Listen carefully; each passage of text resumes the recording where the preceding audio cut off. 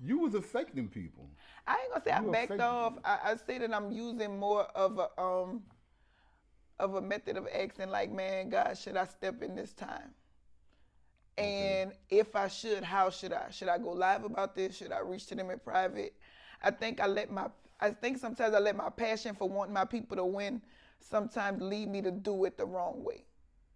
You You think ever, so? yeah, yeah. I'm saying so. What like what My you okay. what you think? Okay, what you think you did the wrong way as far as trying to reach out to somebody or trying to help someone? Um, Wrong timing.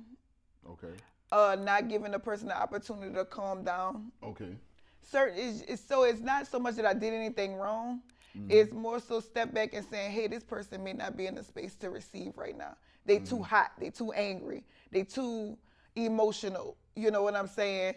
And so you can talk to them and they may have received you had you waited a little while, had you Mhm. took your time a little while. And I think my passion for wanting my people to win sometimes just make me I'm going. And sometimes now, and it's not saying that it's bad, it's just saying to know when to do it that way and when not to do it. It's like sitting back sometimes and saying, man, I'm going to talk to that young man, but not right now. Mhm. Right now, he got too many people around. Like, it's like me seeing somebody across the street and he got a bunch of bad news around him. And I'm going to say, I'm going to catch him and I'm going to tell him, come walk to the store with me or walk to the snowball stand with me. And I got his undivided attention Mhm. compared to me going across the street while he with his boys and be like, I could mean well, but is he listening? Was he in the space? Did I pay attention to see where he was to receive? It's like trying to plant a seed without even knowing if the ground is ready for the seed. You can choke the seed out like that. You can kill a seed like that. Oh yes, I could see that. So I ain't gonna, I don't want to downplay what I'm saying. I'm learning to garden better. Yeah, all right, I can see You that. can see Okay, that.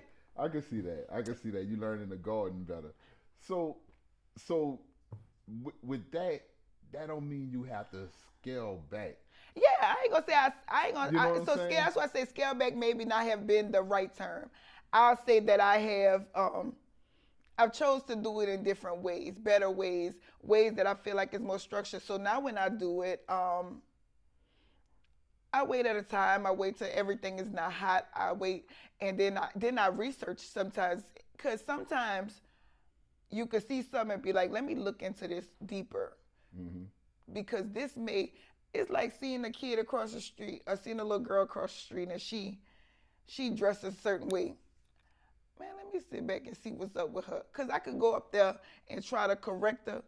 But maybe if I dig a little deeper and find out, man, this girl staying home, she got to feed her younger siblings, I could help in a deeper manner if I get more information.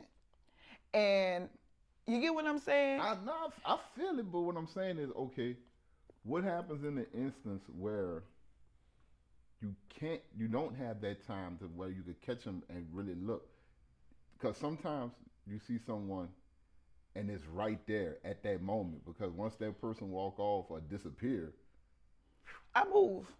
it's gone. So, So so how for, do you know how do you know when to move and when to say let me sit back? I'm going to tell you, growing that God taught me.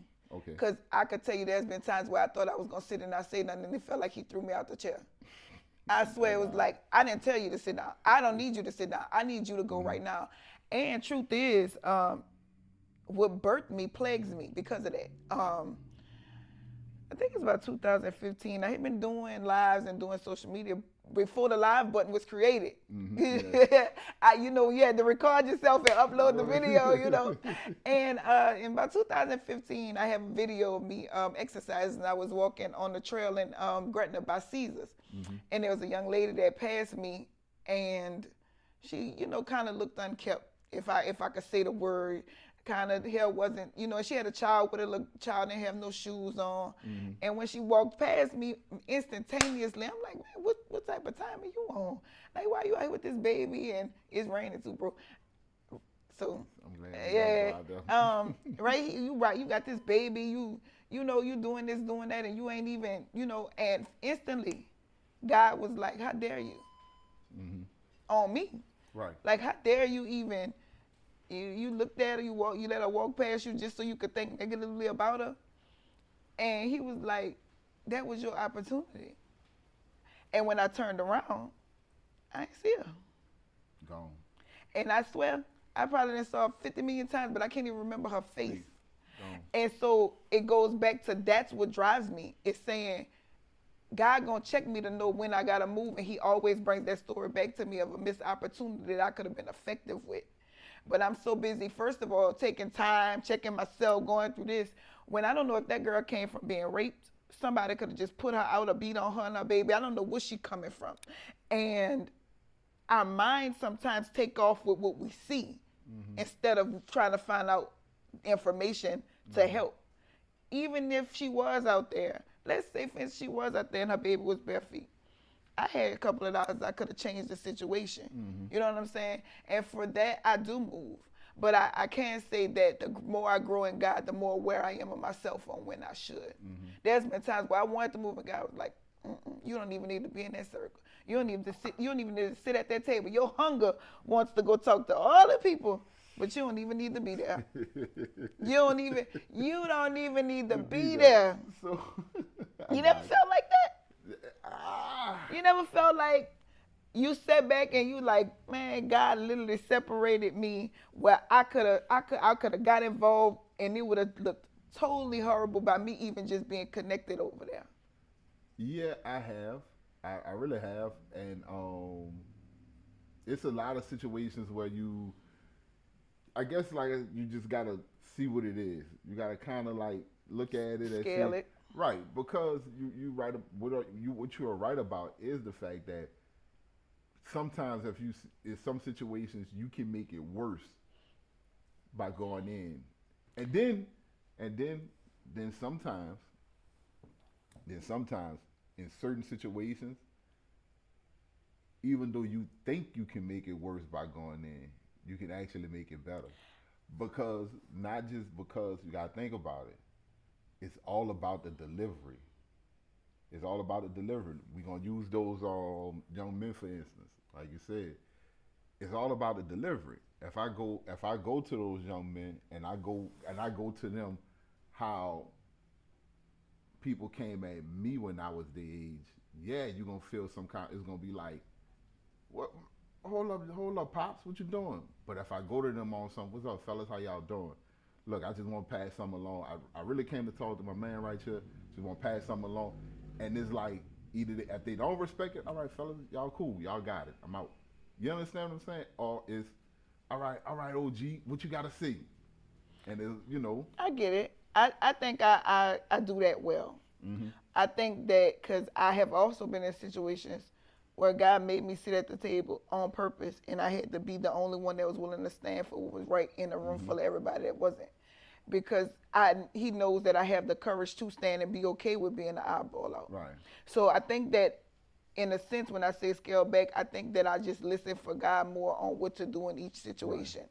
And I think that I'm proud of myself because of that. I think because passion not only drives me, the growth of my people not only drives me, but using discernment to know when to be more effective because I'm letting God lead me more and more every day to do what I'm doing. I think that if you got passion without discernment, yeah, you know what I'm you gotta have the discernment. But I guess if you remember, Jesus said go, right? He told the disciples go. I need y'all to spread my word. I need y'all to spread God's word, spread our word. So just go because y'all saw what I have done, right? Right. Y'all saw what I have done. I need y'all to go tell people who haven't saw what I have done, right. And I need y'all to just spread the word, right? Right. But remember, he also told them, hey, look. If they don't receive it, dust your feet off with that city. Definitely. And keep going. Right. So when saying that, it's almost like you just gotta be like, I gotta say what I gotta be the voice. I gotta put his word out there. Now if you don't receive it, you know what, bro? It's been fun. Yeah. It's been good talking to you. And even if you got a plan in your head, just walk away and just be like, dust these feet, I'm good. And guess what? That's actually what I am. That's actually who I am. I think that I just do it in different. I just think that I've come into loving me better because I'm like, all right, did you hear God? God wants you to do it this way. God wants you to do it right here. God wants you to do it this time. I think I was one dimensional. Okay. So if I could say what I mean when I say scale back, I think I was one way. Okay. And that was forceful. Yeah. Full Okay. because I want my people to win. And so God was like, come here. Come here, baby. He was like, come here, daughter. Right. And some days I need Martin, some days I need Malcolm. Right. And I was so Malcolm. I get that. And so I think that's where I am now. And I think that I love it for myself because when I tell you, I'm so self-aware. I'm so self-aware. That the journey for me to be a better version of that is hungry. You know what I'm saying? Right. The journey for me to be a better version of who I'm becoming is hungry. Like I sit back and be like, man, I love that for me, man. Check out how you really thought that through, or how you really listened. And then I've also been in a space where I know God rewarded my intent. Like when I went in, I'm like, what, God, did you tell me to do that? And I sat back and be like, he knew my heart's position. And he was pleased with that. He was pleased with knowing she went out there because she really want to see them people win. She could have did it different, but I don't care about that. I know I got her back because I know she's going out there for this purpose. And when I see what's going on in my city, when I see what's going on with young ladies, when I see what's going on, there's no way a real spirit that's driven by this could sit silent. Ain't no way. Explain. You can't be called by God and sit silent when your people are headed in a certain direction. Okay. So what direction you, and I'm assuming you're talking about the people of New Orleans. Yeah, my people. The people I can look at it on a nation toll, but we gotta stay home. So when I say home, I'm definitely talking about home. So we talking about the people of New Orleans, which I love my city just like you love your city. We just love it. We love it for some reason. For some reason we love it, and I always tell people it's like a love-hate relationship. It is. It's a love-hate relationship, and sometimes you know what New Orleans remind me of. Sometimes when I'm listening to music, you ever listen to "I Used to Love Her" by Common? Yeah. And he talking about hip hop in a whole, right. But then he's saying I used to bash it so much because the way it was changing, the way it was changing into what it was, the gangster rap. Right. But then he like, damn, but I kind of see what it's doing. With a beautiful part of it as well. Right, you know what I'm saying? Damn. Yeah. So I always look at New Orleans like that. It's one of them things where it's like, I love this city so much, but it got its messed up things. It really does. So, and I know you looking at it, you want to start home because you love the city of New Orleans. What are those things that you would give me one thing that you feel that the people of New Orleans, if you can change it, what would that be? The acceptance of destruction. Okay. When I look at my city and I look at things that go on, there's sometimes things that I hear, slogans that I hear that make me say, we've accepted it being this way. Like they were like, y'all act like this something new. I don't care if it's not new. Is it good? Yeah. If it's not good, it don't matter if it's been going on for 20 years. It don't need to go on for another 20. Another thing that I hear, it is what it is. And that's a New Orleans slogan. Yeah. And not saying that it's all negative when you hear it, but it robs you.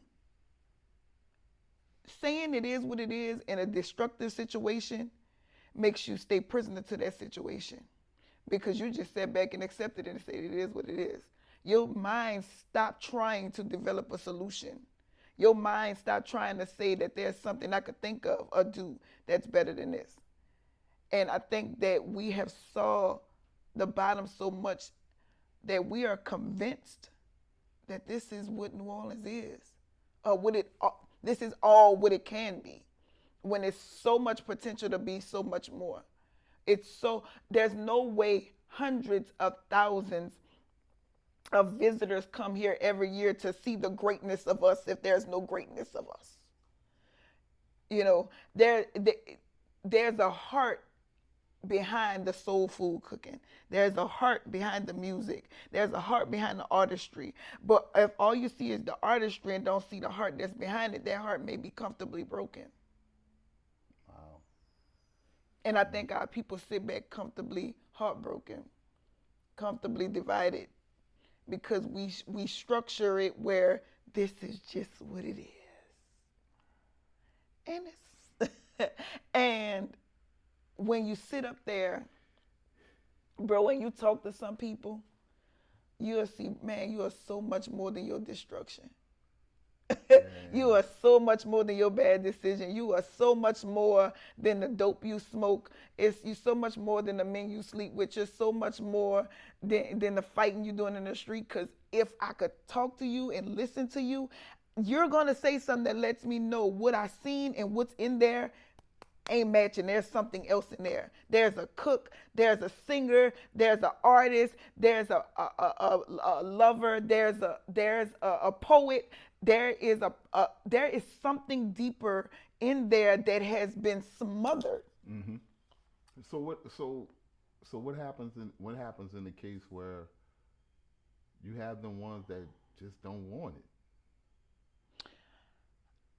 In those cases, for me, when I see people that I truly feel, because I would say this as an activist or as someone who is a public speaker, it has broken my heart to accept people not wanting better for their own life.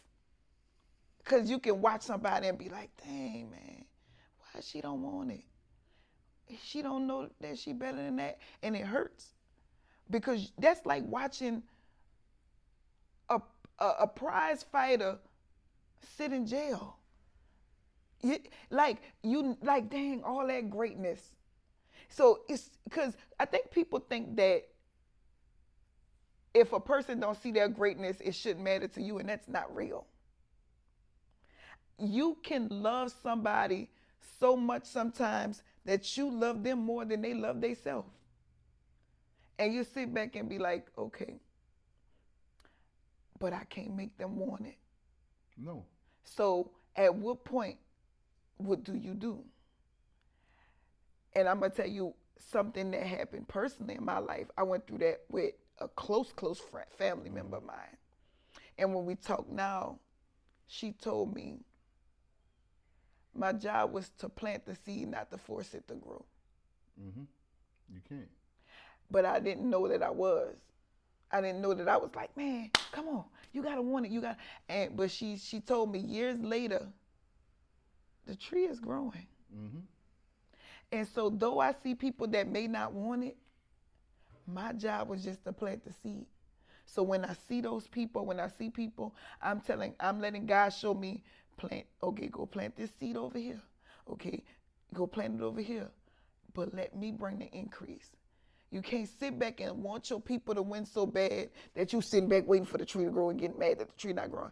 It may not be growing in the time that you want it to grow. That ain't even your job. Because God told me sometimes that I was trying to do his job. Yeah. And that's another thing. How can we want it so bad? You want it so bad for the city. You do. You really do. We both do. Right? But sometimes we can get caught up into trying to do the work that God want us to do, and then trying to do his work also. At the same time. Yeah. And sometimes not even realizing you didn't cross over into territories that weren't your place. Right. And that's what I mean, passion without discernment. My passion to make me cross the line, and I didn't discern to say, you ain't God, ma'am. And not to say that I have the intent to be, but not checking myself or not stopping and let me tell you something about doing God's work. It's a constant moment of listening. It's a constant. Or being patient. Right. You like, God, why you ain't saying nothing now? and gotta be quiet and like you wait till I talk. Right. You Yeah. know, Pretty and much. so Yeah. you know, and so I think that you have to learn to help your people while you're learning. Mhm. And you have to be transparent about you still being in a learning state. So I always make sure I put it out there that I am helping while being helped. I am talking while being talked to. I Mhm. always say God talked to me and through me Mhm.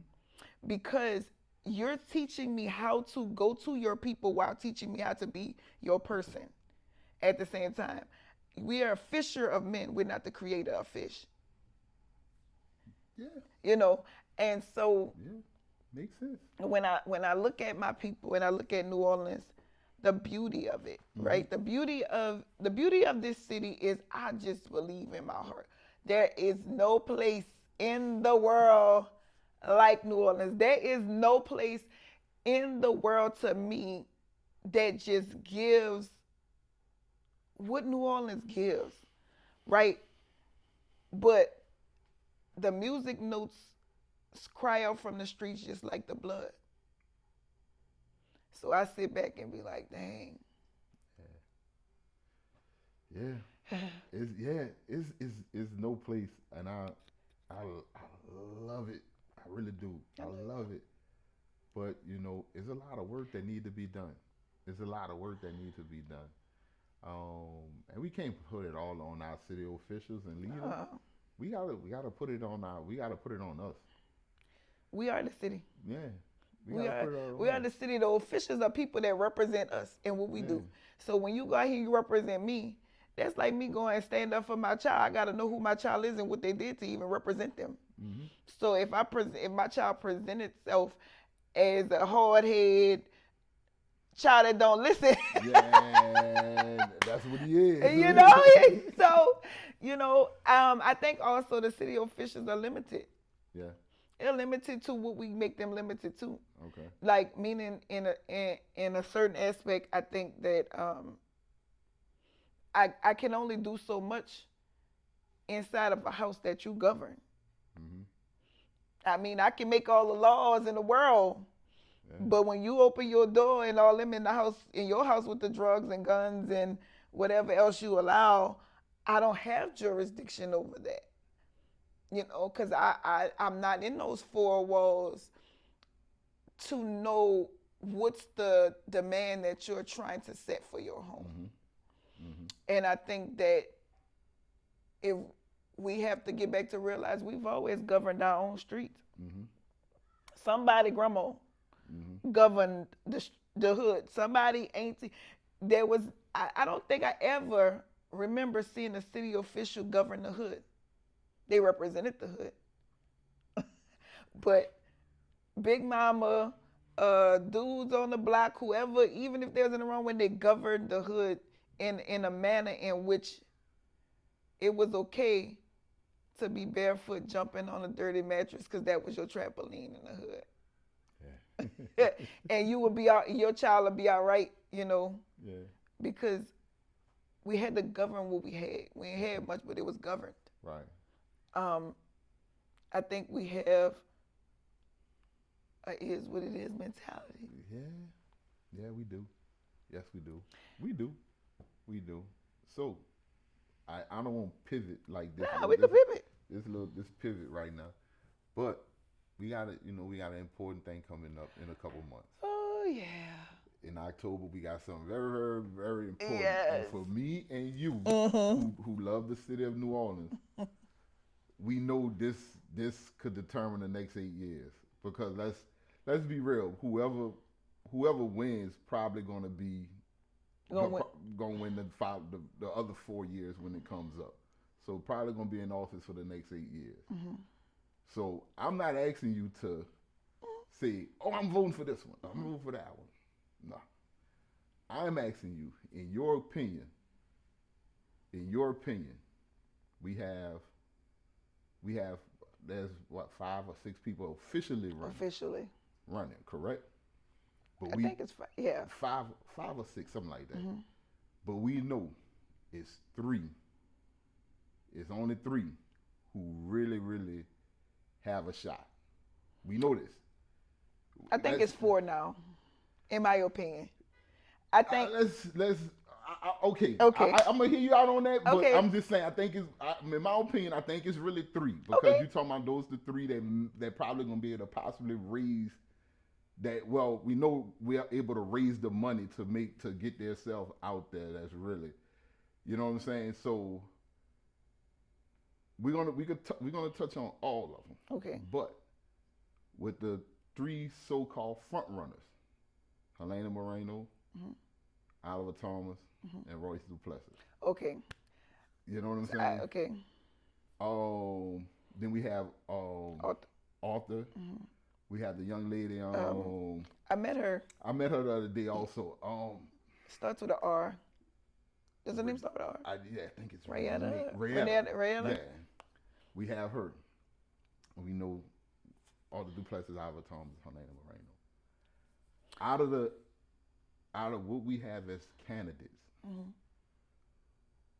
which one you, as of right now, Mm-hmm. from looking at the background of all of them, or trying to forget a little background of all of them, what we have now, what one do you think maybe could be qualified to lead the city in a direction that me and you both are looking for? It's hard for me to answer that question simply because I'm ready to hear from Royce on a mayoral side. Okay. Um, Correct me if I'm wrong.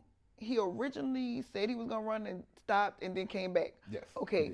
Yes, So when he originally said and he stopped, I kind of put him out of my mind because one thing that I think that we need to discuss, and this is something that I think would be a great topic or just a great lesson, is for someone to do a live or do a podcast or something and list every position in their job. Mm-hmm. I think that a lot of people do not know the job of the councilman, the job of the mayor, the job of the senator. I just know that they know that they are politics. They know Right. that they're politicians. So you can be charging someone, oh wait, they didn't do nothing, and the whole time they're not even over that. That's Right, not their yeah. job, right? But I want to hear from Royce on his plans as the mayor, because I've witnessed him in Baton Rouge. I've applauded him on some fights that he gave for us, and sometimes I was kind of like, you know. But to come and be the face of New Orleans, I need to hear your plan. I don't want to. For me, I don't want to hear a name, and I've always been that, because you have top names without top plans, right? And so for me, Helena is running a dynamic campaign, in my opinion. To be honest with you, doing this work, I have seen her. I have been in councilman chambers with her. And so I do feel like the hunger to turn New Orleans around and the passion to do it, and the concern prior to even announcing her mayoral run made me feel like, hey, I'm loving what I'm hearing. You know, OT. Listen, OT to me is my uncle.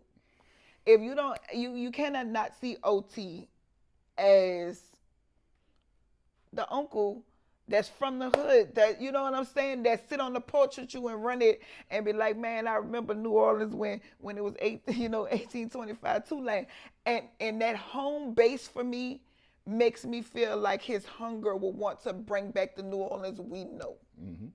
You know what I'm saying? And to me, he has always stood on that. He is also, in my opinion, one person that I love as a face of resilience. And what I mean when I say that is somebody who came from messing up or getting in trouble. And I think that sometimes we need to see that. Unfortunately, we saw it, and we cancel people out for something that they done or something, and instead of saying, hey, this person can turn their life around, but this is the message we're trying to give to all our young men and young women, that they can turn our life around. So for him using his story to say, hey, I can become, I mean, you can mess up, you can have trouble, you can go through things and still turn around and come back on the front end. And if that's not a loud message that needs to be spread in New Orleans, I don't know what is. Mm-hmm. You know what I'm saying? Especially when you get a world where your president do what he want to do and be president. You know, I digress.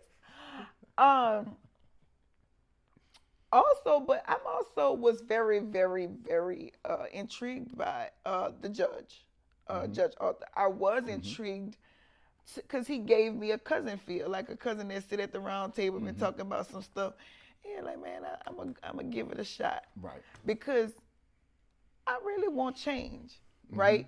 So when I see all these candidates, and to be somebody who went to the first mayoral town hall meeting, I was impressed with some of the answers, and some of the answers I felt like were never answered. I felt like we kind of heard what it is instead of what you're going to do about what it is. Right. You know what I'm saying? And that is important for us. For me, I am waiting, and this is just me. I need Helena, OT, and Royce in the same room. Okay. That's not. I agree. And I want the questions that we are aiming for this city to be asked. Right. Even if we get,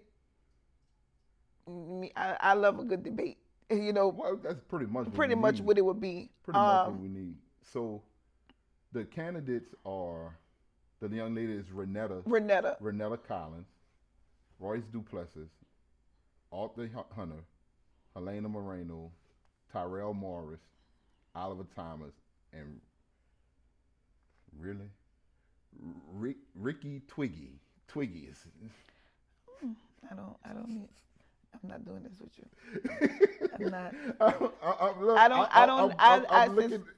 You're reading it, but I sincerely, I don't think I'm guessing that's his name, but I'm looking at I don't see a face as far as who he is. No, it's not a face.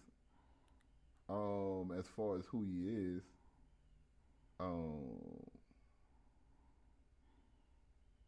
So I don't know if this just I don't know. This after the qualifying, did he go to qualify? That's a good question. I didn't because I know today. What's the last? I think today. I believe it was. Yeah. But I think for me, I want to hear them. I also feel that I would love the public to be allowed to ask questions. Yes. Because there are certain things for me that I know are important to the city. Of course, who? Oh. Okay, so look, let's do this. Okay. Let's do this. You at the town hall meeting, not the town hall meeting, the debate. You have all the candidates, even I guess Ricky, whoever. Tweet. Yes. He show up also.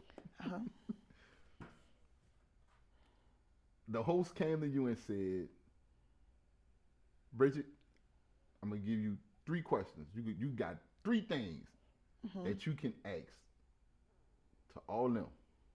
But when you ask these 3 things, it's gonna be opposed to all of them. What would be those 3 things? One, I am truly concerned about the contracting in the city. Who's getting these contracts and who's getting the funding. And I would want to know, how do you structure New Orleans to be as safe, clean, and as profitable for its regular citizens like it was for the Super Bowl and for Taylor Swift? How does that become a regular thing with the businesses that you have here in the city? I think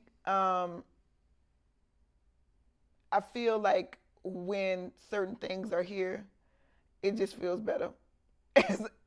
Let's not. You know me. You know me. Let's just keep it funky. Keep it funky. Let's just keep it funky. You mentioned the Super Bowl and Taylor Swift. We all made money when it was here. Right. Everybody in the service industry, service people made gobs of money when Yes, those two they did. events were here. I drive Uber, so I know Right. gobs and gobs of money. And let's just keep it funky. You talking about the one that just left. I know you talking about the one that just left. The Essence Music Festival culture, whatever they want to call it, is really not an event that locals profit off of. We just don't profit off of it. Right. And I'm assuming that's the event you're trying to figure out. In a sense, why can't locals profit off of that I event? was using events, but basically trying to throw it out there. Yes, your people, especially something that is. So let's use that. I think that's a better example. You know why? Because that's a repetitive. Yes. That's a repetitive event that has always been here. Yes. Why isn't that a sound off for the profit of your citizens? That this is our city, you're coming to our city, and our people need to profit off of it. I want to know how are our people even asked to these roundtables for these conversations to even receive the open door. Half of the time, some of our regular people don't even know some of the things y'all got going on. Most of our local podcasters and posters is the reason that a lot of this information is hitting the streets, as if it's like you're gatekeeping it from your citizens. So I would like to know, when is the city gonna win for the city when they got events that come to the city? Yeah. Yeah.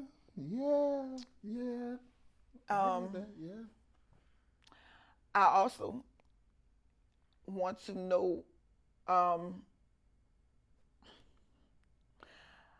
how do we hold you accountable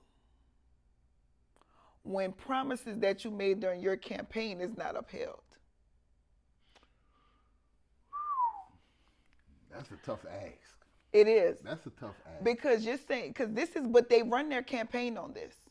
Hold me to the fire. I'm going to be here for you. And so when you saying I need to hold you to the fire, I'm kind of different than other people. I'm a little radical, which means I ain't trying to invade your personal space, but brother, when I see you in Rouse's, that I'm on you. Right. When I see you and you want to, and people saying they're a regular person, yeah, but you represent me with the tax dollars. Right. So when you out thinking you about to just party on your Tito's, I'm kind of in your face like, so what's going on? What's going on with the Willows, and what's going on with the street lights, and what's going on with the potholes, and what happened to, when are we going to get on the same page to see why the school system is still missing millions of dollars, and what's going on with, how do we avoid children who worked for the summertime getting their funding? How do we get on the city council so y'all two can get on the same page? I'm going to kind of be in your face. Right. Because I asked this question recently. When you say we got to hold our officials accountable. What does that mean? Just going to a meeting and telling them and then going home and wait till they finish their term? Well, we got to vote them out. I said, yeah, but we got to suffer the years that they're in, which means they need to feel uncomfortable while they're there until they give us what we want. Yeah, pretty much. You gonna get sick of seeing me. Pretty much, but don't you think you would need more people behind you for that? I have been screaming that. Because one voice is a whisper. Yeah, one person just going in there is gonna be like, oh, okay. Yeah, we heard you. Yeah. Okay, we're working on it. So how can you give how because, and I think this probably is one of the things that really ticks a lot of people off in our city, is the fact that we can be ready to go ape shit anywhere. I love a good second line, but we could pack out a second line like that. But when it's time to go to Baton Rouge or City Hall about schools, is you looking around like, oh, God damn, where all the people at? That has been my argument. I have fussed and cussed about that on levels that people would not understand for multiple reasons. Was the time in which I can vaguely remember verbatim when the young man got shot during, was the 9 time or the big 9? I think it was 9 time. And I think it was 9 time. OT called the emergency meeting. Yeah, I think that was 9 time. Yeah. And I never saw in my life City Hall council chambers without a seat to sit in. Mm-hmm. And I sat back and I watched as everybody put their comment cards in to have something to say.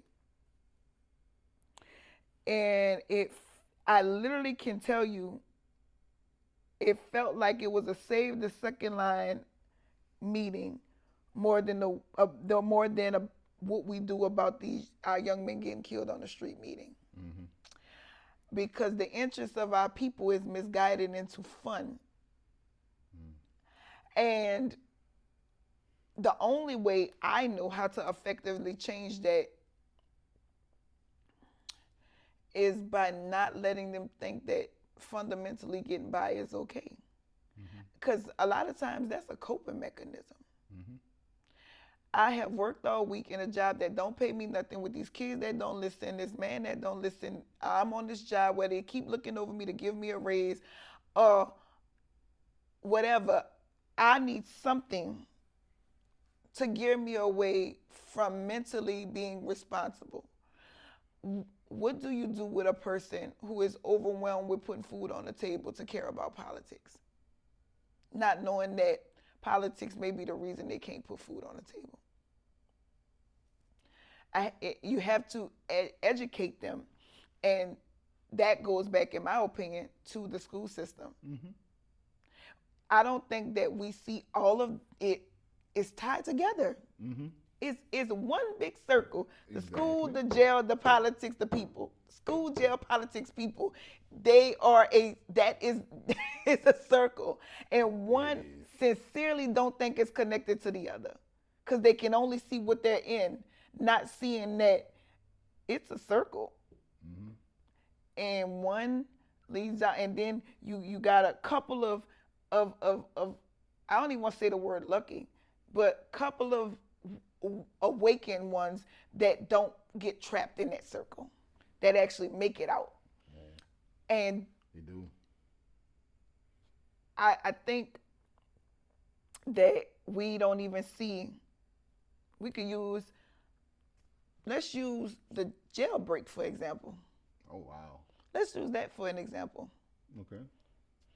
You have an issue in your prison that didn't become an issue when they broke out, but it became public knowledge when they broke out. You have unfixed pipes. You have unsecured doors that can be pulled open. You have so many different things that didn't happen that day. It just worked against you that day. But that's a new facility. That facility is not even 10 years. It's not even 10 years old. Yeah, it's just about 5 almost. Not even really. Yeah, just about. No, it's almost 10. Yeah, I'm about to say about 8 or 9. Yeah, I'm about to say it's less than 10 years old. That's a new facility. Yeah, it is. And you adding on. So how is that possible? How was it built? Just because something was put up don't mean it was built in quality. I have a video that I watched that was very interesting from one of the men that worked in maintenance. I don't know if you saw it. He doesn't work there anymore. He did an interview, and he said hundreds of the backup plumbing, all that needs work, been needing. And he said then it's not cheap work. This is work that one of those toilets could cost you a couple thousand. Things like that. You have money being put in there that can fix it. Then they may be stopping up the toilets. It could be a plethora of things that's going on in the prison system, but yet it's still a problem. Now, do you think, just asking, do you think is we did vote Susan Hudson in, and from my understanding from reading the qualifications before I made a decision on voting, Hmm. she was just an independent sort of like consultant for NOPD or something like that. Hmm. I didn't see no qualifications as far as running a jail system.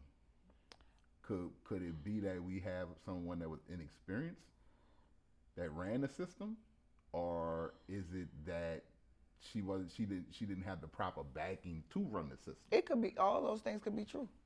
Okay. It could be two things can be true at the same time, and I'm gonna say this from personal belief. I'm not a firm believer to believe that inexperience don't make you qualified. Okay.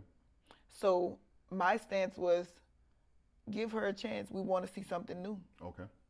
So from the outside looking in, it seems that we always look for a qualification, but what really makes you qualified? And I'm gonna keep on sitting back saying that we get people who can give us their resume and still stuff falls apart. Yeah. So are we to believe that if somebody was more qualified that this couldn't happen on their watch? I don't know. She's still one person that has to go home and go to sleep and have to have people that she feels is in place that was going to do their job. Mm-hmm. Okay. So I'm big, and coming from a girl who grew up with a father, let me say that. My dad has been crucified for certain things that we done because he is the man of his house. Mm-hmm. But was he not being the man of his house when we went out there and made bad decisions? Exactly. But because he's the face of the house, he's gonna get the rap. Mm-hmm. You got parents that are great parents with hard-headed children. So you're gonna be like, where they mama? She probably done whooped them, punished them, cussed, fussed, tried, and she went to work and he didn't listen, or she didn't listen. But because she's the face, right? So I say this to say, I don't like to give, it's your fault. Okay. It's because, we don't know. Mm-hmm. And guess what? If we did get down to it, I'm sure there's things that she could have done or anybody could have done better. Right. I'm sure. You know what I'm saying? I think that sometimes exposure leads to change. Mm-hmm. And hello, here we are. Mm-hmm. So it's unfortunate that it was a national exposure. But I don't know if experience made her disqualified. Okay. Because I believe that I can do a lot of things without. I believe that many people never done it till they done it. Right. Yeah, that's true. That's true. Doing it makes you experience. Yeah. Somebody got to give you a chance to do it to be experienced. That's true too. So I get that. So going forward,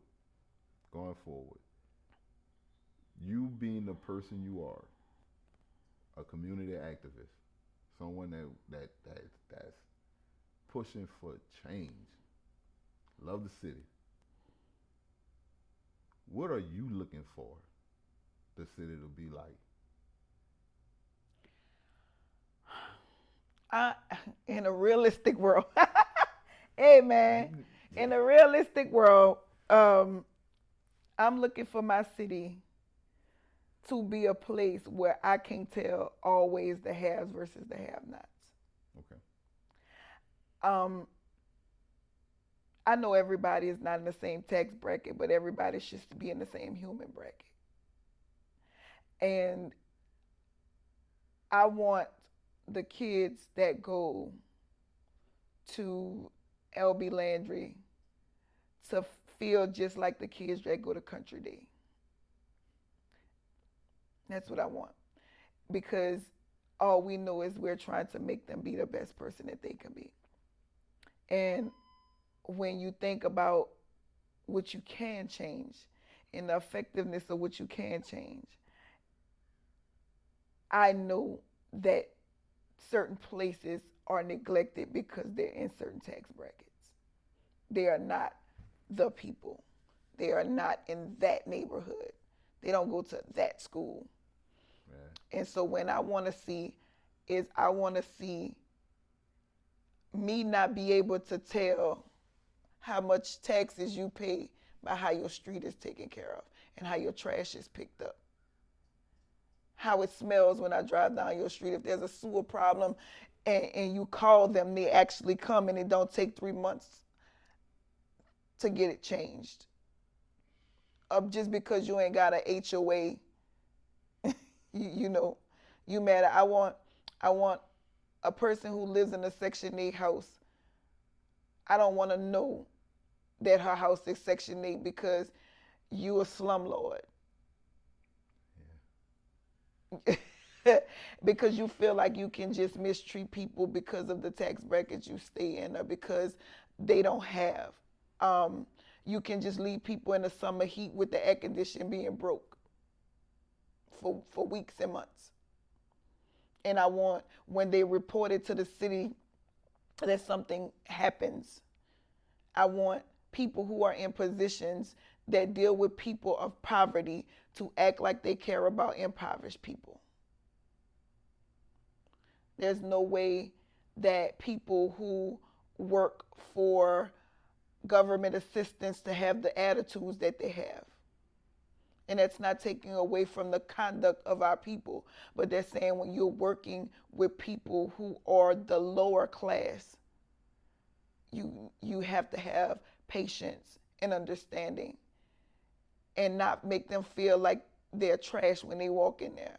Because maybe she got 3 kids with a bonnet on her head and you got a little position that's paying you $19, $20 an hour, and somehow that makes you feel that you can treat them less than a person. Or because you know they need the food stamps or they need the Section 8, they have to run behind you and you don't even call them back when they leave messages and you're that caseworker. And that's the reality that's going on in my city with people who you went to school with or went to church with, who grandma know your grandma.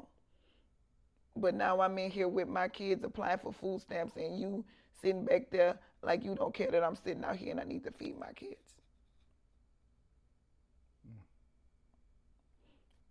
Gatekeeping.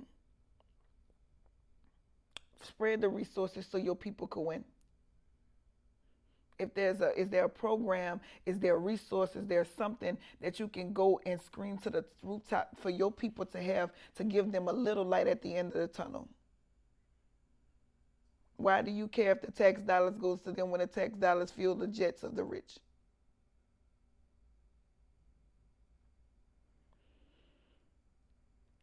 I am a product of public assistance. Mm-hmm. And I am a homeowner on a pretty piece of land. But I came from the stock of somebody that received food stamps and lived in a Fisher Project. Mm-hmm. But if somebody who was governing the Fisher Project didn't care about my grandmother, I wouldn't be who I am. When we get these positions and we get in place and we're given these areas, let's take care of our people. Because that's what New Orleans always was. Mm-hmm. When I look at what I want New Orleans to be, I want New Orleans to be a place that makes you think twice about doing it in this city. Make you just think twice about doing it here. There's a comfort to do wrong here. There's a comfort, man, because you know not to go to 70053 and do it. 7001, 7002, 7003. That's crazy though. What governs to make you know to pause when I go over there? Not to even try it over there. Yeah. You can't tell me that it can't be done here. I think that I want my people that who aren't politics, who are the average, everyday gas station, Walmart workers, to wake up, because you lose at the end. You can be mad at your governor and your mayor, and I can go, and I'm a firm believer in this. When I talk to one party, I don't talk to that party about what the other person needs to be doing. And what I mean when I say that is, don't look at me to go to the mayor's office and talk to the mayor about the citizens. I'm going to talk to the mayor about what the mayor needs to do. But when I go talk to the citizens, don't expect me to come say what the mayor needs to do, because I need to talk to you about what you need to do. Because if everybody is trying to say what the other person needs to do, nobody takes accountability for self on the role that they play. And we all play a role in why New Orleans is what it is and why it's not growing the way it could be growing. Self-accountability can shake anything, any relationship, any situation, any friendship, any community. I always say this. I never sold drugs a day in my life because I know they want me to. Was it hard? Was I broke? Was I struggling? Did I think about it? Yes.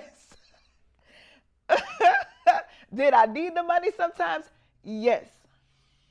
But you mean to tell me you gonna come drop some drugs and some guns at my access to sell to my people and then wait for me to do it so you can lock me up and count me as a head and benefit off it?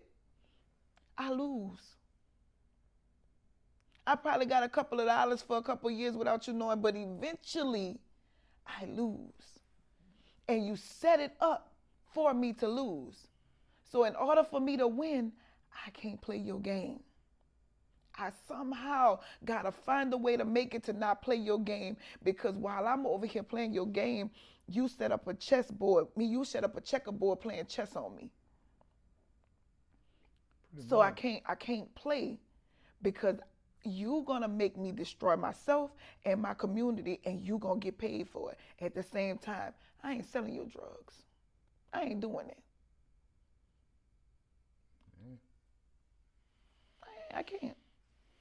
I'm gonna sell your drugs, so I got one person that's high that ain't being the mother her children lost. I'm in jail and you at home in the suburbs somewhere while your children go to private school. No, thank you. No, thank you. You said that kind of like, what's that term we like to use? What? Nice and nasty. Nice and nasty. No, thank you. Thank you. Like, I'm good. Because why you drop crack and cocaine over here, you ain't drop meth. You ain't dropped the drug that I could sell to your people. Because you ain't going to give me something to destroy your people. Now, if your people make it and destroy themselves, that's fine. But you ain't going to let me benefit off of destroying your people, but you going to want benefit off of me destroying mine? I ain't helping you. Yeah. Oh, while you run the jail system that you put me in? You winning everywhere around. Yeah. You winning everywhere around. So I'm going to go ahead and just struggle and take these little $7 an hour and get a night job too and cry about it and say God going to make a way before I help you benefit off of me. But everybody don't think that way. They don't. Struggle won't make you think that way. No. Hunger won't make you think that way. It won't. So when I look at people who do it, I don't judge them because your stomach probably was growling. Or because you walked around with holes in your shoes and was talking about. And you probably didn't have nobody around you that did anything different to make it. Mm-hmm. So I got to go and be it. So what I did was go work and then go in my hood and show my hood a working person to say, hey, y'all, there's another way of doing it. Because all you can try to be is the example. Mm-hmm. And be the endurance to say there's another way. Mm-hmm. Because if our black doctors and black lawyers don't go in the project, them people don't even believe you understand them. You're not hungry and they are. But you ain't walking through there to show them, man, look, there's a different way, there's another way, there's a better way. They not. You ain't going, why you ain't, your grandma grew up in a project and now you too uppity to go sit back there. You scared? Probably so. Probably. Probably so. I think. But you could sit at the office with your counterparts who still sometimes see you as beneath them. And you will fight to prove that you are uppity nigga before you prove that you just like one of us. They probably do. They probably do. I think they do. Oh yeah. I think they do. Yeah, I think they do. We have to stop destroying our productivity. Mm-hmm. We have to stop destroying the progress we do make. We have to stop tearing down those that are fighting. You ain't gonna have a perfect person fighting for us. You're just gonna have a willing person with flaws fighting for us. Yeah, pretty much. Me. I'm just saying that's pretty much because if we go biblically, none of the disciples was right. They was tore up. Yeah, none of them was good.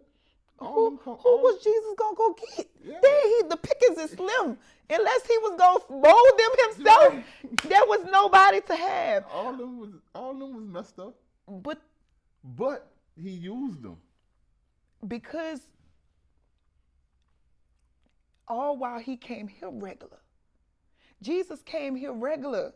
He came here to an unwed girl that was supposed to get married to a daddy that barely was making it on carpentry money and they was broke and poor. I know Jesus wish he could have been born in Charity Hospital. He was born around horse and dog meat and pig feces. Like, I know they make the manger look all pretty. It was not pretty. A manger ain't pretty and it ain't comfortable. True. And he was broke, and then they wanted to kill him before he got here. If that ain't showing you Jesus one of us, he one of us. Then he rode with 12 people. One was a liar, one was they all was tore up. Yeah, they were tore up. It's an example of I'm on your level without you even paying attention. I'm born in your level, you know? They were tore up. But we got to stop tearing down those that are fighting. Mm-hmm. I could speak as an activist, and I could say this. My city have hurt me while I was fighting for them. Wow. My city have lied on me while I was fighting for them. My city has, and I'm talking about my people. I'm not talking about politics. I'm talking about my average Joe Blows that I could see and hug and, you know. Wow. And I never I never profess perfection. Mm-hmm. But I want us to win, so I tell the truth. Or I tell what I really and passionately believe that can help us. Mm-hmm. And sometimes it seems like it bothers my people more than wants the hunger to help them or receptiveness, because sometimes we get defensive as people, not even paying attention. Yeah. There's a wall that comes, and they may not have a problem with me per se, but maybe with something I said. Mm-hmm. They may have felt judged. They may have felt called out, not knowing that it's coming from love and love only. It just sometimes takes some time to see that. But you don't have grace. I have felt snippets of only what I can imagine great activists have been through. I could imagine what Shirley Chisholm went through in her own community. Dr. King, could you imagine what he went through in his own community? Fighting for his people, but you ain't gonna do it the way all of them want you to do it. When there's no one way to do it. Mm-hmm. I'm doing it the way I know how. I may not be for you, but that don't mean my information can't help you. I'm not trying to be popular. I'm trying to have a purpose. I don't care about you knowing me. Do you hear what I'm saying? Did I say something? Can you teach me something? I have a slogan that I say, I have very little conversation from anybody I can't teach nothing to or learn nothing from. Because what we doing? We don't even see that they know that we tear each other down like that. So they throw us bones to help us do it. They want to release audio of Dr. King's encounters. That's what I'm going to call them. After years later, this man is assassinated. His wife's deceased. He still got children and grandchildren. And he left a legacy that, to me, has outweighed any of our other black leaders in this country, when we have many that y'all refuse to highlight. But here we are years later, and y'all want to release that he cheated on his wife. And y'all want to release the sound, audio, and all the evidence to us. For what? So we can sit on social media and drag for our leader. Pretty much. Why they think that's going to work? Because they know us. There you go. They know we going to do it. There you go. They don't need to strip us of our leaders. We will strip our leaders bare with their flaws. So they don't need to beat our leaders down. They just got to dangle their little wrongs in front of us, and we going to rip them apart. And that's why we fall behind, because we're looking for a perfect leader, and he ain't came back yet. Nah, he ain't coming back. He coming back, but nobody don't know when he coming back. Nobody know when he coming back. You know what I'm saying? He don't even know when he coming back. The imperfections of us is what makes us great. Mm-hmm. But guess what? Get behind me and fight with me. And take my blind side. And later on say, B, man, you didn't see that dude coming? Nah, bro, you got to be on your game. All right. I got him this time. Thank you. Because that's what I need. But while I'm doing that, fight with me. Don't fight against me. Don't fight against your Dr. Wyatts. Don't fight against them. Don't fight against these are people who are saying, hey, flaws and all, struggles and all, I'm fighting. Because this can't be the end all be all of the New Orleans I know and my people that I know. I can't accept children being impoverished and uneducated to make your new prison cellmates and watch them in the making be molded into prisoners. I'm not going to watch it. We may not say it right. We may not get it right. We may not do it right. But we doing it because we want y'all to win with us. I don't have a dog in the fight. Half of the time when you see the people fighting, it ain't their kids they fighting for. It ain't my house. I stay in the neighborhood where if I got a pothole in my street, they come. So what I'm fighting for? I'm fighting for somebody who made the voiceless, the one who may not even have courage. It takes courage to do this. Yeah, it does. Because my life is on display just because I got courage. Mm-hmm. I got courage to say we need to change. We need to be the better mothers and fathers. So now you waiting for me to have a moment where my children struggle because I say we need to be better mothers? So are you sitting back waiting for my imperfection to show up when I never proclaim perfection? When I never use the word y'all, because we is a we. Yeah. We gave them the tools for us to destroy each other. And they're not doing it without studying us first. They study us. They're trying to take our culture now. Now they second line more than us. They trying to play our second line music. And I'm not, New Orleans is a big place of love. But tell me where the grassroots culture keeps being pushed out. Unless we keep it alive. And when you look at it and you see they want to be a part of it, being a part of it and taking it over is two totally different things. And they have a history of getting close enough just to mimic and then profit off of it. Instead of saying, man, I want to include you. But when you have a lot of us that don't want to include us, Why should I include you?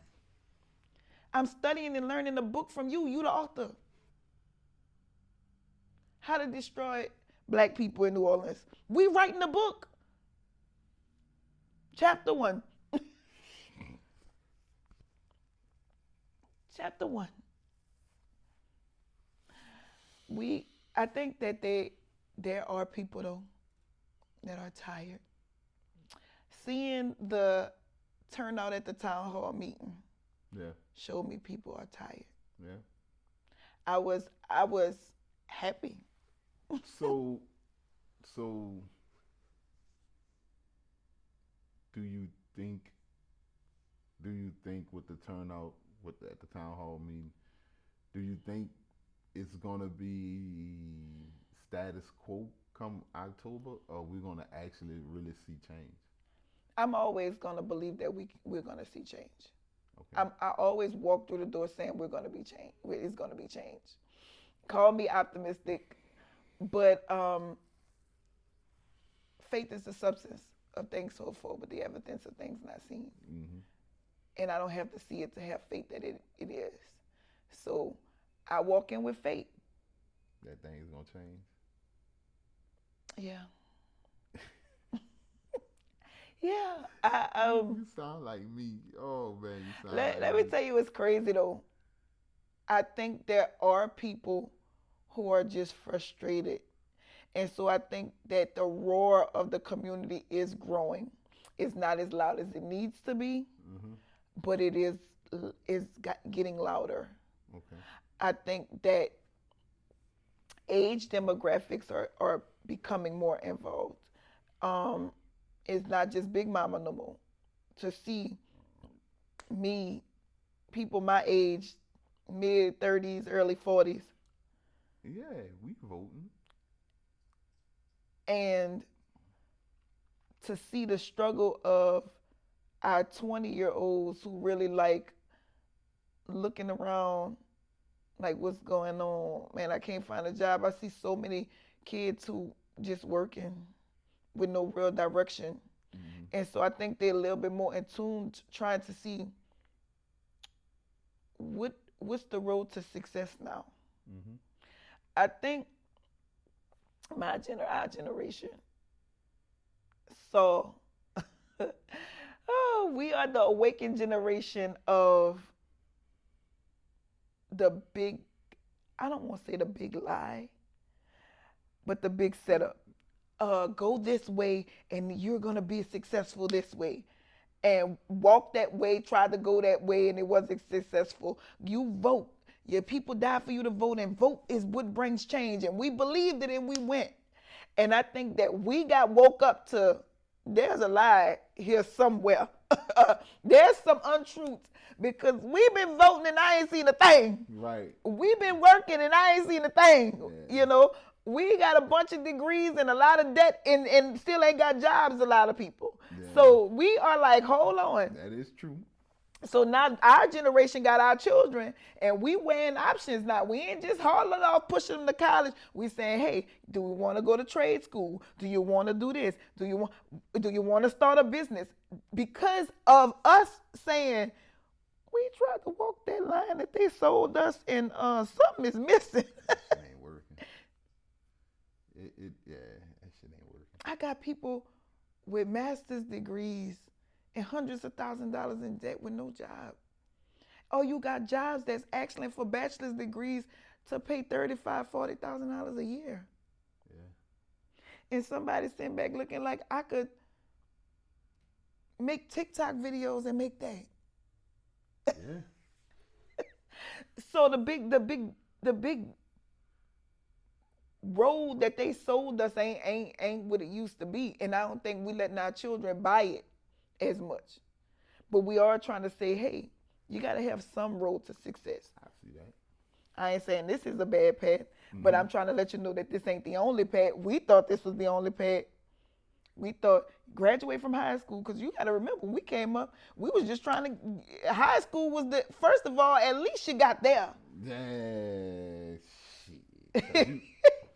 You came out of a New Orleans public high school. Shoot, You made it. You You made it. You made it. And let's get this straight. I ain't talking about no 35, Easton, and McMahon and Ben Franklin.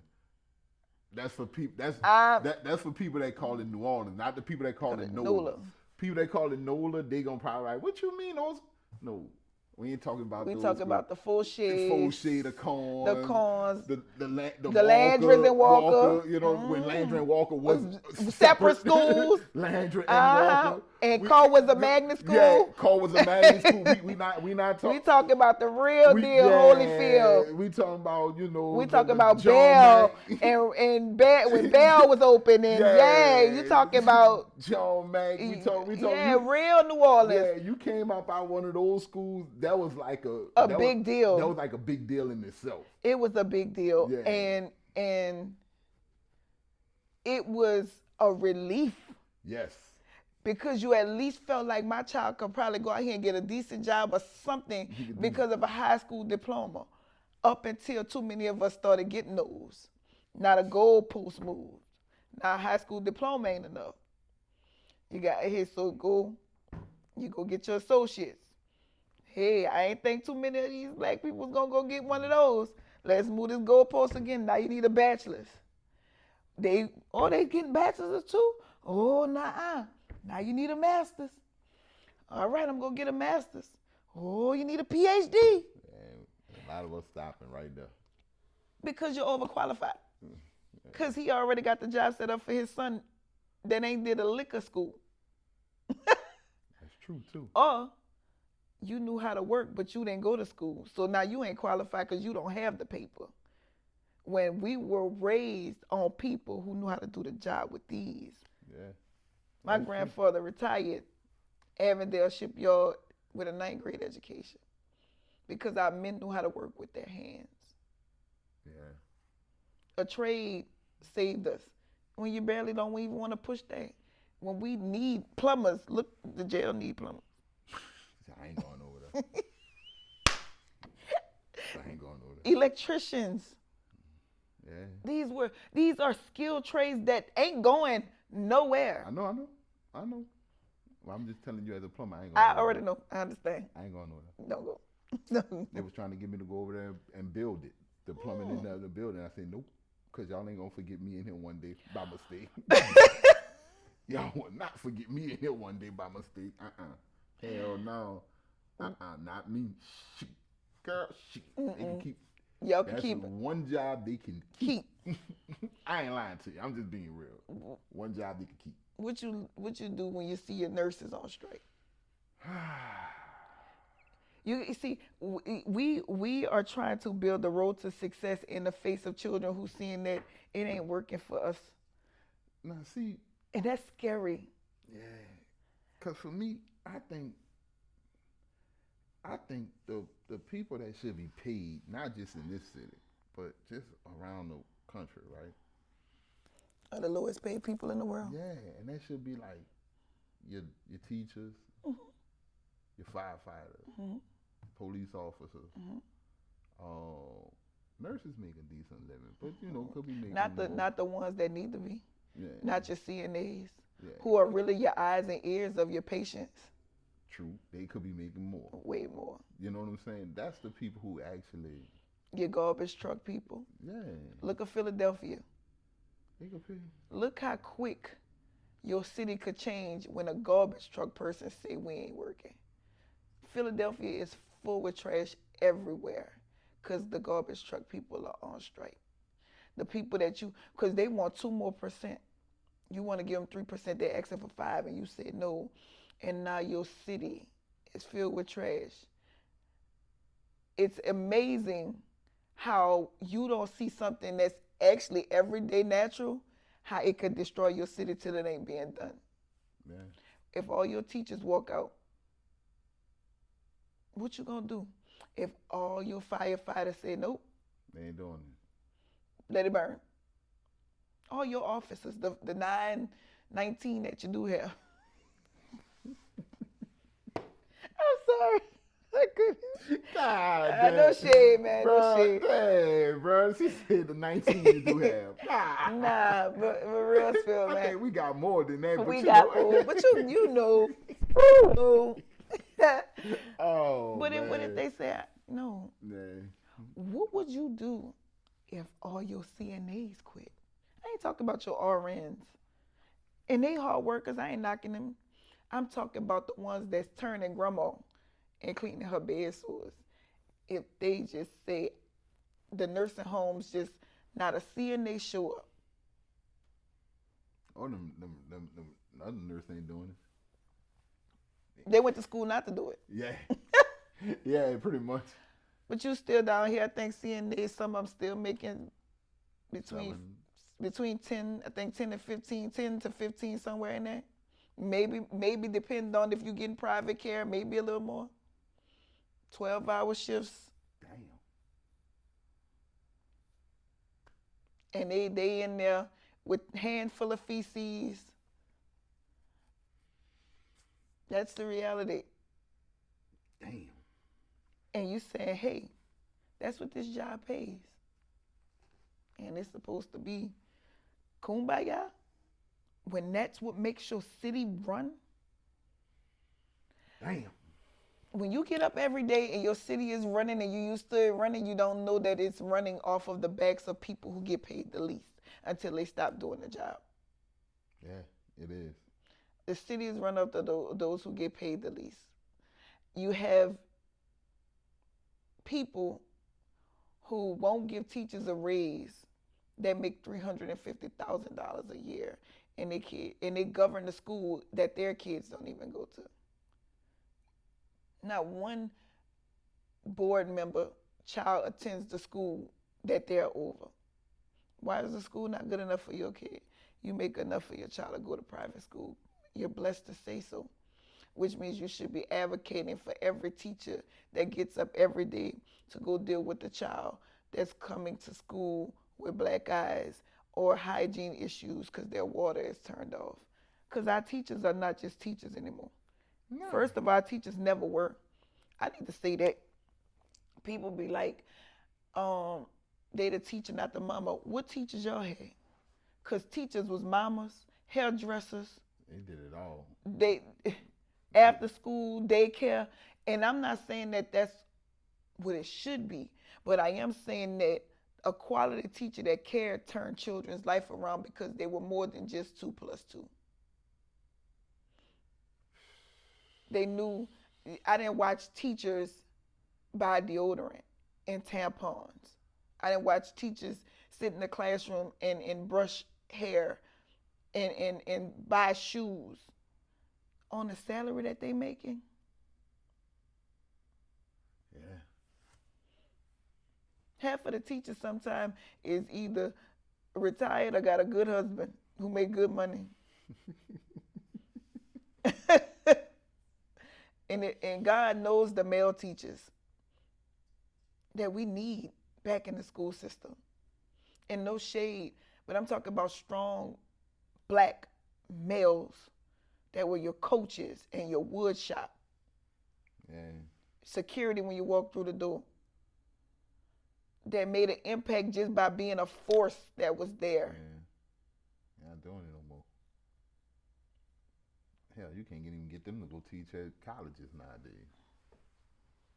Just being real. Okay. Damn.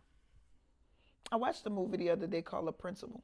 And a lot of people, I always say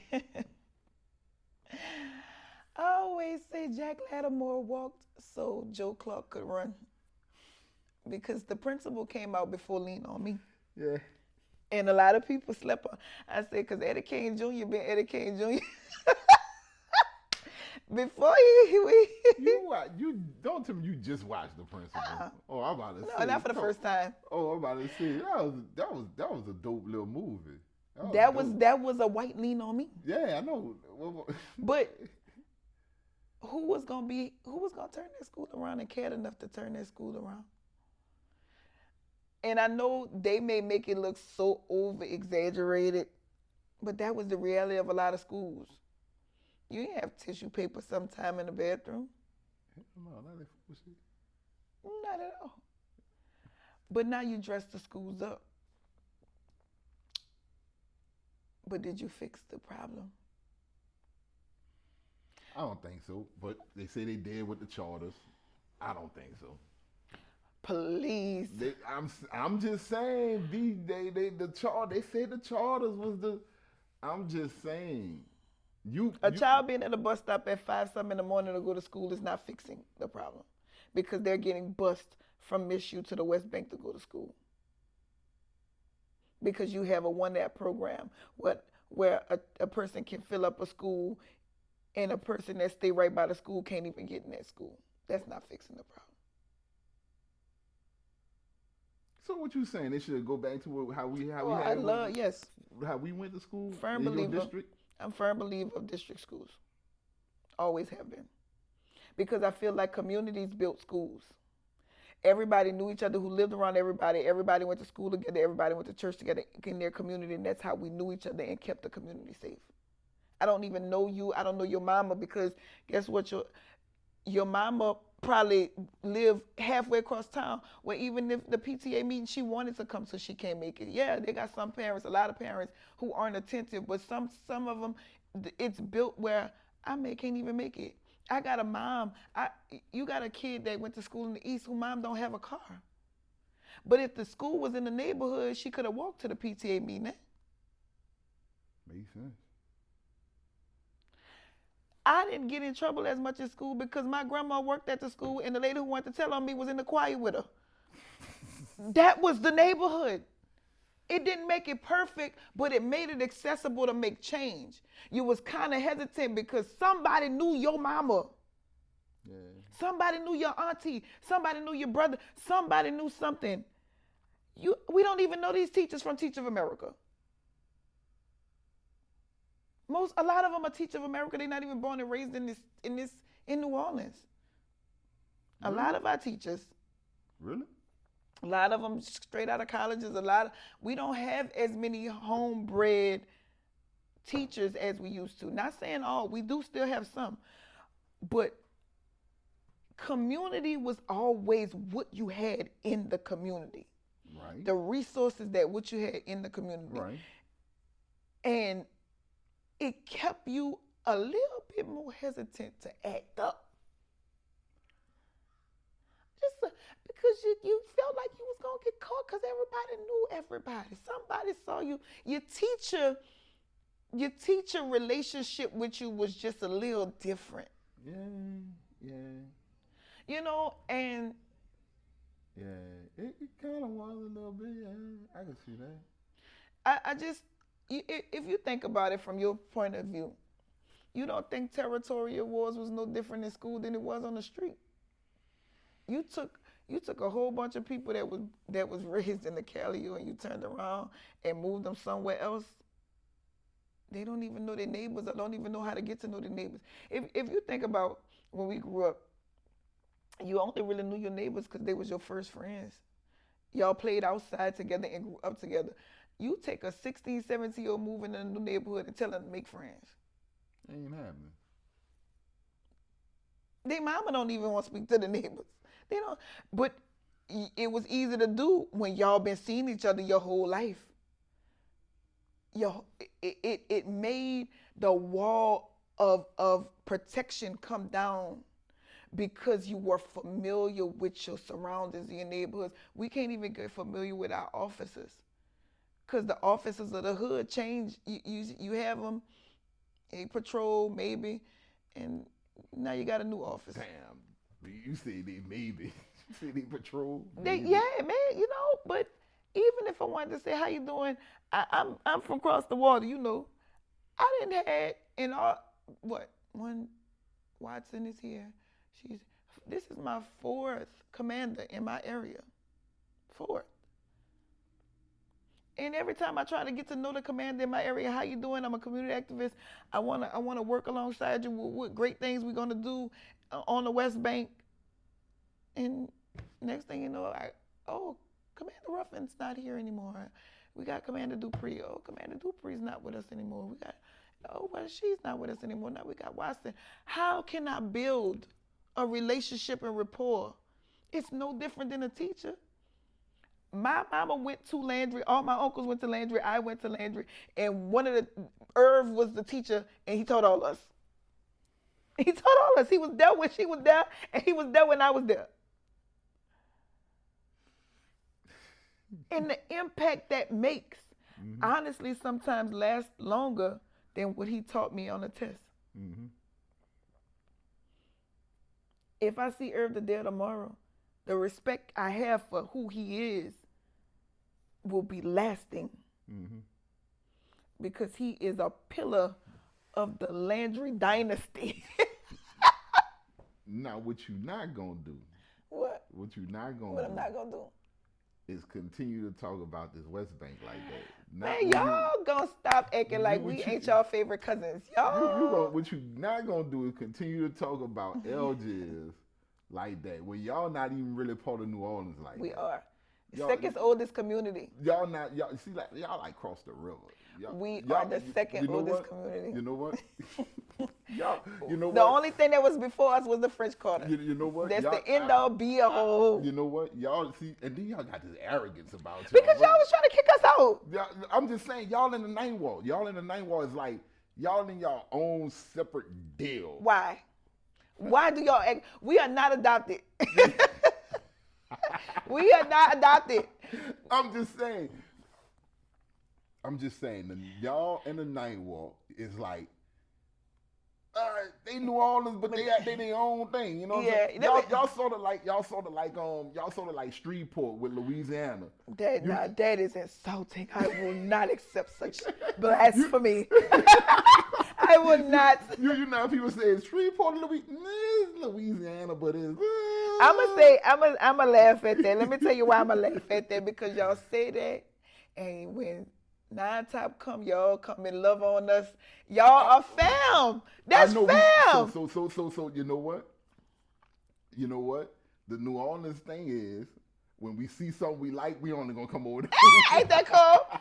You know what's crazy? My fiance is born and raised in the third. He's a Calio boy. See what I'm saying? He went to Porch. See what I'm saying? See, I can respect you on that one. He a Calio boy. But you know what's crazy about it? He be like, man, nobody wasn't coming over here across the river. So let me tell you what I think. I think we got a bad rep for being right connected to Gretna. I think because y'all don't really fool with JP, y'all made us, because we over there with them, y'all just went on ahead and threw us to the wolves like, man, they connect, that's all across the river. I'm saying though, like, man, listen. It could possibly be, but Cool Can was played in the Fisher Project too. Oh, come on, man. See, Cool Can was played in the Fisher Project too. We had the Candy Lady, Miss Rose, and all them in the Fisher Project too, bruh. Y'all didn't have huckabucks though. What? Come on, Yes, we did. Y'all did not have no huckabucks. Yeah, man. You sitting there talking like y'all. We had them. We had the ones with the fruit. Matter of fact, I think Miss Linnell still make them. And we had the ones with the fruits at the bottom. What's up? We had the real deal, brother. Listen, don't do us. B, don't do me like that. I'm just saying, y'all, B. Let me ask you this as a native from this side. What can we do for y'all to roll with us how we roll with y'all? Let me tell you something. The West Bank come on this side. Second lines, they come. Super Sunday, they come. If y'all ain't doing that, why y'all don't make the West Bank steppers second line just as big as the other ones? Now, I will say this. They do share the day with the Do-Man gang. Mm-hmm. And so I think that it's hard to ask them to come on that west side when the Do-Man gang rolling. But, man, all it takes is for y'all to participate, too. And LG's second line could be just like this. The West Bank Super Sunday could be just like this. But y'all don't come rock with us how we rock with y'all. Y'all make the West Bank great again.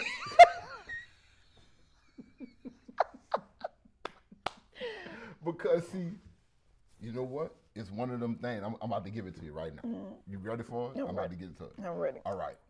So growing up on this side of the river, right? Mm-hmm. It was always, when people was like, people be like, man, where you going? Oh, man, I'm going to go to Oakwood. man, I don't know if I want to go across that river right now, bro. And now it just stuck. I don't know if I want to go across that river right now, bro. Or it was like, man, going across that river too far. Bruh.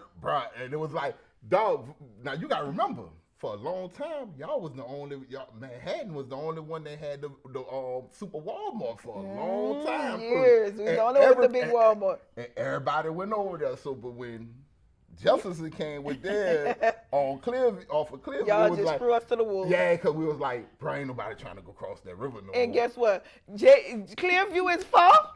I know. It's not his fault. You want me to tell you? It's a mindset. It's that bridge. That bridge. Something with a trick with that bridge that just make you be like, it's too far. Because when you downtown, like right now, right?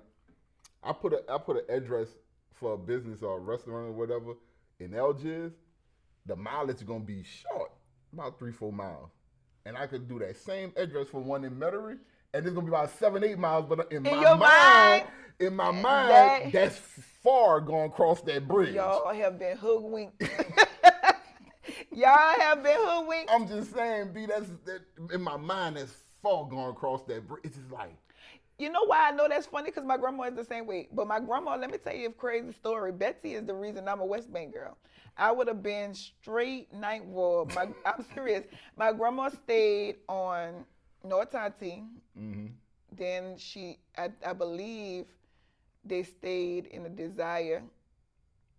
And because my grandpa was a pool show.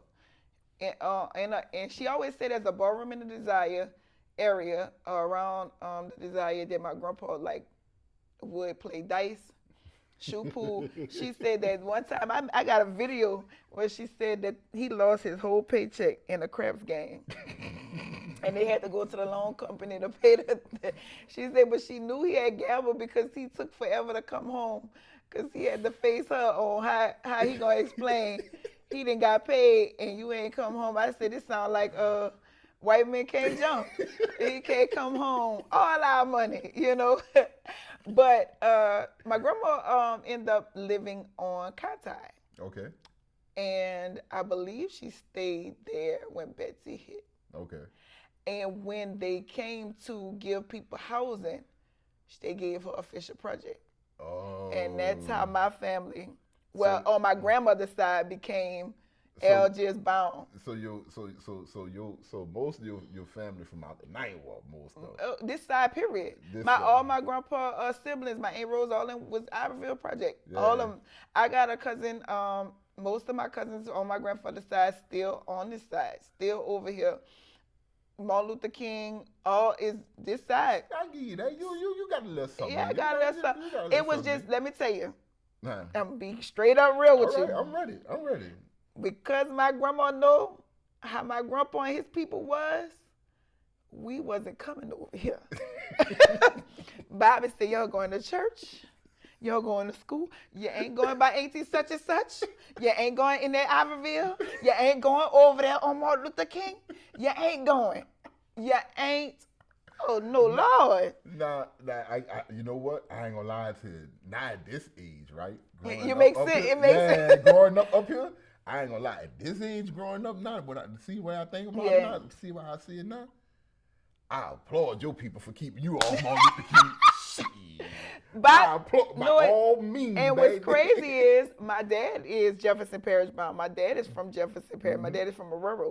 And all his siblings, they all kind of the same way. Everybody know them from Aurora and stuff. But at the time, my daddy, let me kill a myth right quick. All of us got hoods, okay? Yeah. But railroad got a hood, and they'll do you dirty like you get. Listen to me, Harley hustlers. Wait, hold up. I gotta make sure we see this because I got something to say about that. Okay. I got something. B, I'm telling you, look, you ain't about to sit here and tell me about no. Go finish what you're saying. Let me tell you something. Go ahead. Every hood, and I'm gonna say this with my whole chest. I'm listening. Every hood got a little bit of everything. Mm-hmm. Scary people, about it people who talk a lot but don't do nothing, people who talk about it and it's about it, people who need a click with them to do it, and people who can stand alone. And I'm talking about from Avondale to this side. You could go across that West Bank and think. You just said something about Marrero. Marrero got hoods that'll show you what it is. Okay, you can read it. Harvey Hustlers, bro. Okay, Listen to what I'm about to say. You telling me about Marrero, right? Now Marrero, what's that little street back there off of in Marrero? Haydale. Not Haydale. It's that other one. It's not Ames, Acre, Coleman. Ames, no Ames. You got Ames. August, which one? Where it go? Tell me. You not talking about Lincolnshire, Betty? I bet. Yeah. B. Yeah. Right there, that street, and then they had another one. I think, cause you'll go Westwood, and you'll make a turn, but then when you turn on this little street, it's like a corner store, like a little strip. DeMarco. Man, that look like straight up some out of the country. Wait. Even to this day, they look like some out of the country, B. I'm talking about people out, you got chickens and roosters walking around.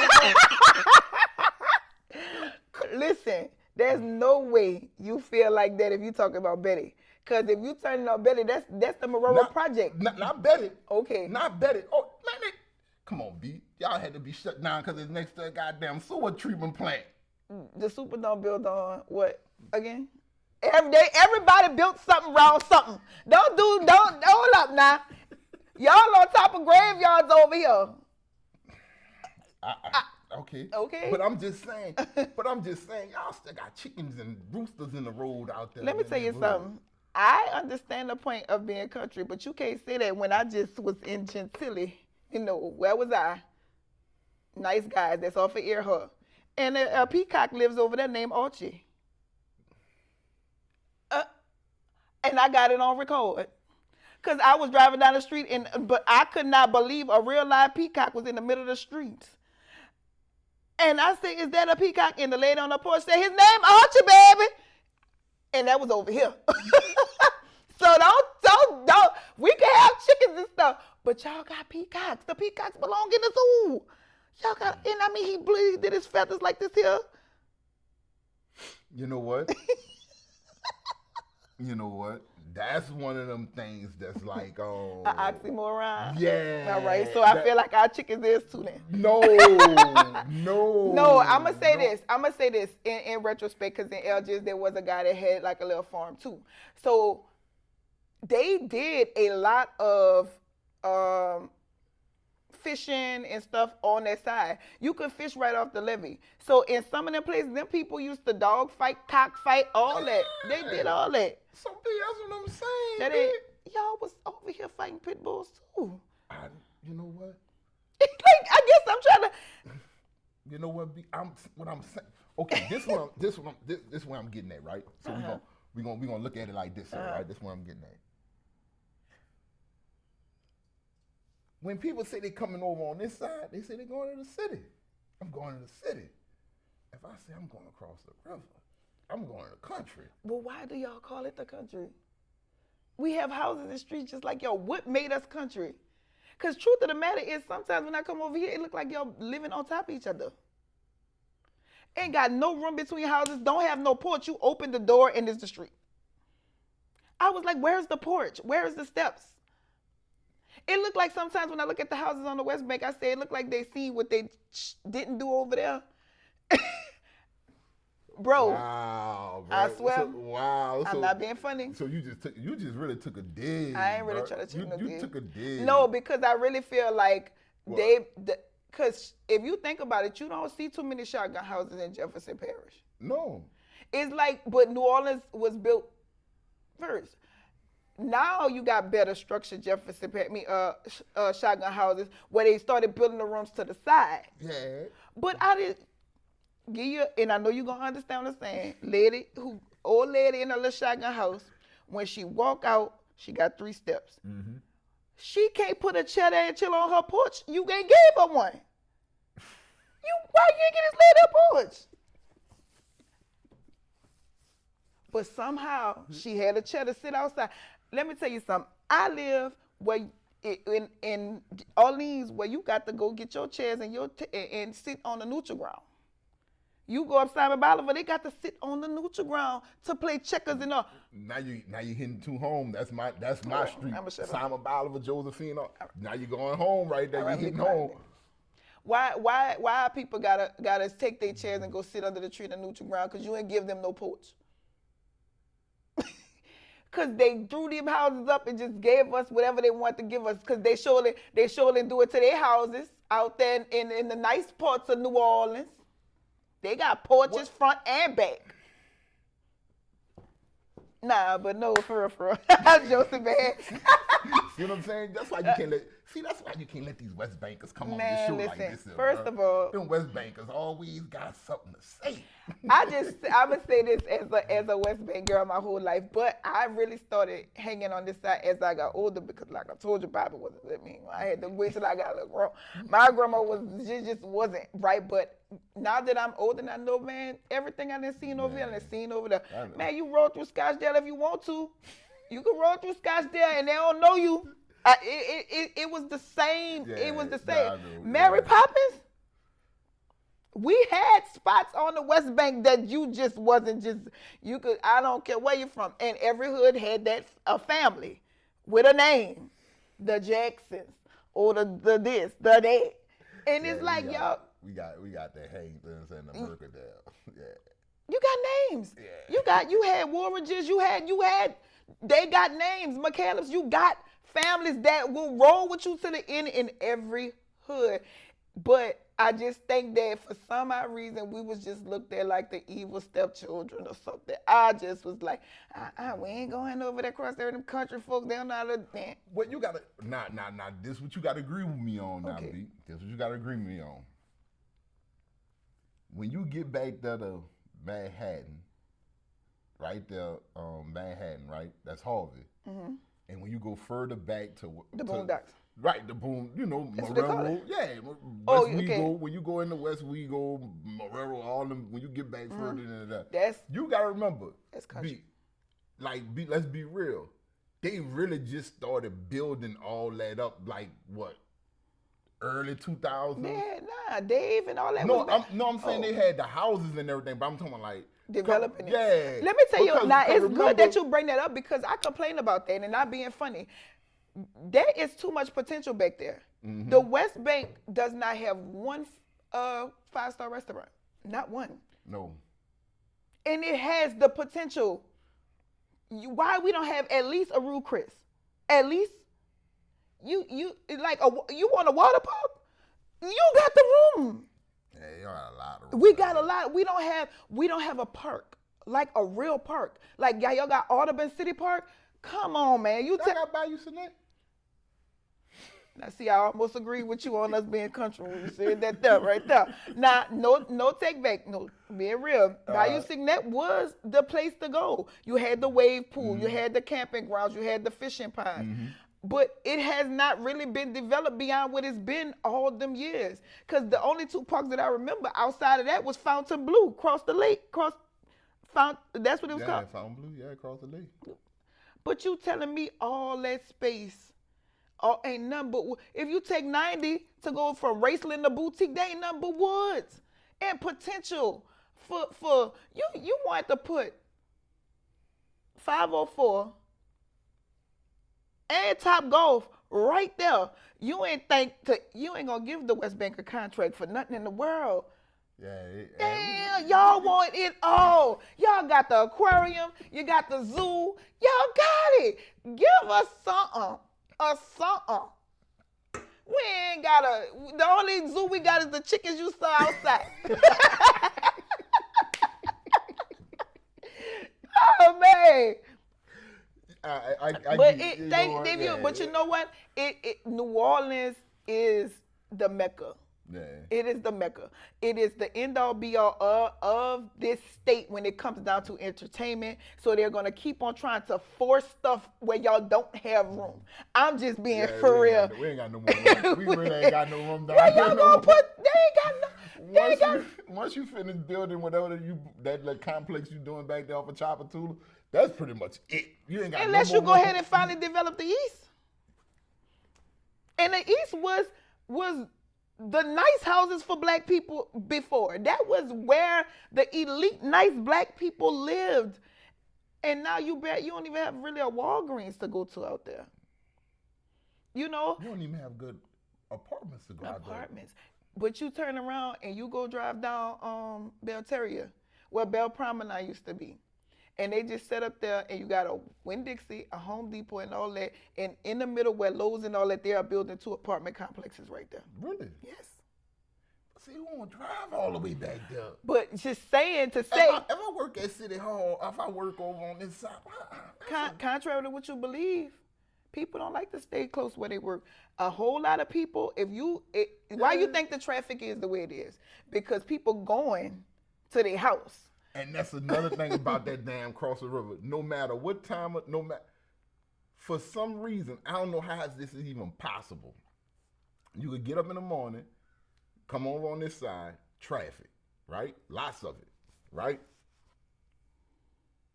And no traffic going over. But in the evening, for some reason, you got traffic coming over and going back. And it's like, well, wait, nobody don't live where they work. Where all this is coming from? Say, bro, I gotta give. Sometimes I'll be like, I don't even want to go across there because if I ain't from over there by 2:00, I'm gonna have to. Let's say what we feel. Say what we feel. It's like, God, dog, what time it is? Like, dog, like, bro, I literally look at the time and be like, I gotta go across this river. I set doctor's appointments that's in Metairie to in between on purpose, like, but y'all was so elite and bougie, we had to pay to come over there and see y'all. For years, we had to pay it when the bridge was supposed to only be up for 2. They told us a year or 2. They had kept it up for 10+ years. Y'all didn't have to pay to come on the West Bank. That's how much y'all didn't care about us. I felt like we was worth come and see. Oh, you want to come see New Orleans? You got to come pay to see New Orleans. You got to pay. Yeah, you know what? We got. That's crazy. Damn, we do got a little arrogance about us over on this side. Y'all live. A lot. A lot.